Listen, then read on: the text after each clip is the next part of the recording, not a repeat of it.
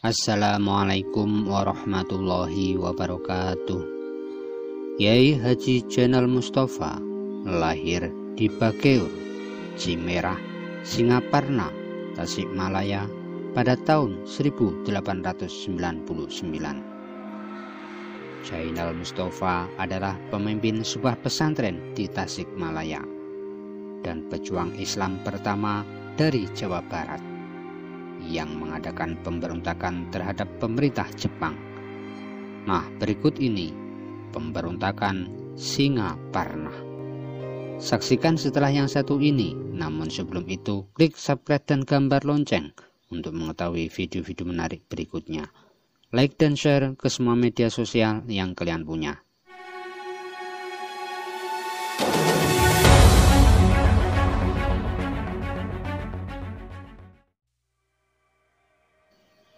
Kiai Haji Jainal Mustafa, nama kecilnya Huda Emi, lahir dari keluarga petani berkecukupan, putra pasangan Nawapi dan Nyai Ratmah di Kampung Bakeur, Desa Cimerah, Kecamatan Singaparna, Kabupaten Tasikmalaya.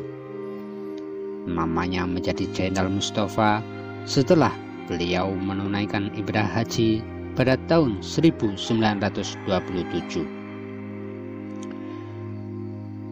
Huda Emi memperoleh pendidikan formal di sekolah rakyat. Dalam bidang agama, ia belajar mengaji dari guru agama di kampungnya. Kemampuan ekonomi keluarga memungkinkannya untuk menuntut ilmu agama lebih banyak lagi. Pertama kali beliau melanjutkan pendidikannya ke pesantren di Gunung Pari di bawah bimbingan Dimyati, kakak sepupunya yang dikenal dengan nama Kiai Haji Jainal Muhsin dari Gunung Pari. Beliau kemudian mondok di pesantren Cilenga, Lewisari, dan di pesantren Suka Miskin, Bandung.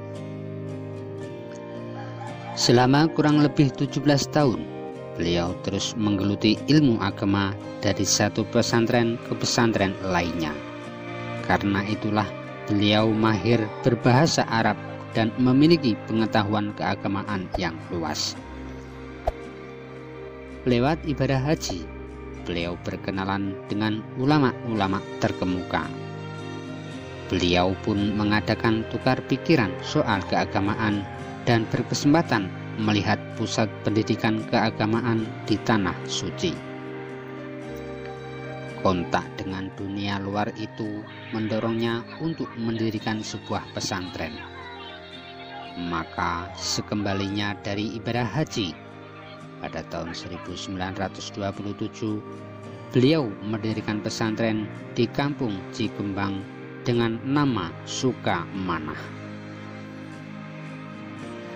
Sebelumnya di Kampung Bakeur pada tahun 1922 telah berdiri pula pesantren Sukaheding yang didirikan Kiai Haji Jainal Muhsin. Melalui pesantren ini beliau menyebarluaskan agama Islam, terutama faham Syafi'i yang dianut oleh masyarakat Indonesia pada umumnya dan umat Islam Jawa Barat pada khususnya.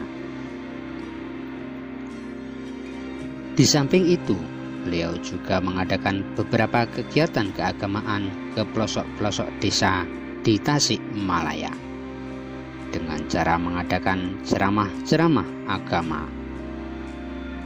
Maka sebutan kiai pun menjadi melekat dengan namanya Kiai Haji Jainal Mustafa. Terus tumbuh menjadi pemimpin dan panutan yang karismatik, patriotik, dan berpandangan jauh ke depan. Pada tahun 1933, beliau masuk Jam'iyah Nahdlatul Ulama dan diangkat sebagai Wakil Rois Suriah NU cabang Tasikmalaya.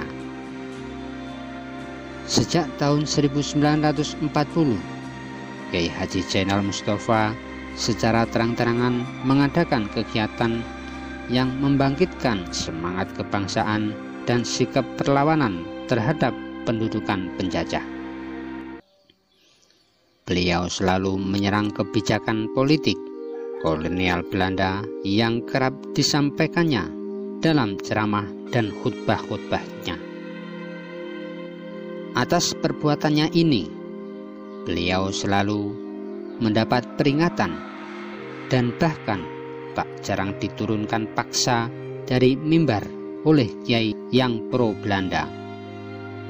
Pada saat Perang Dunia II, tepatnya pada tanggal 17 November 1941, Kiai Haji Zainal Mustafa bersama Kiai Ruhyat dari pesantren Cipasung, Haji Syirot, dan Hambali Syafi'i ditangkap Belanda dengan tuduhan telah menghasut rakyat untuk memberontak terhadap pemerintahan Hindia Belanda. Mereka ditahan di penjara Tasikmalaya dan sehari kemudian dipindahkan ke penjara Sukamiskin Bandung, dan baru bebas 10 Januari 1942. Kendati sudah pernah ditahan, aktivitas perlawanannya terhadap penjajah tidak surut.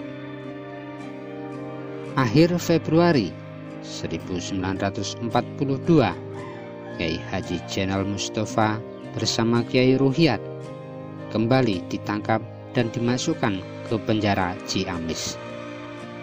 Kedua ulama ini menghadapi tuduhan yang sama dengan penangkapannya yang pertama, hingga pada waktu Belanda menyerah kepada Jepang, beliau masih mendekam di penjara.